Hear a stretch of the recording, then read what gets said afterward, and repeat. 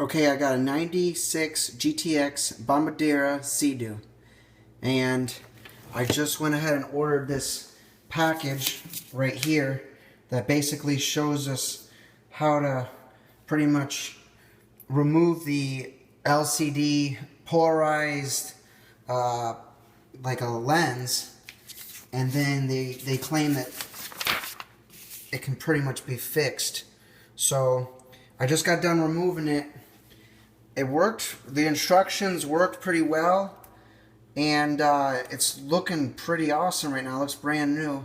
And now I just gotta pretty much get some silicone. They want you to basically, this comes with a metal rim, and you basically break the metal rim, and then they want you to silicone this back on. So the instructions basically tell you everything. So I'm gonna get some 100% silicone and glue it up, and then I'll be ready to put in the jet ski and then see if it works.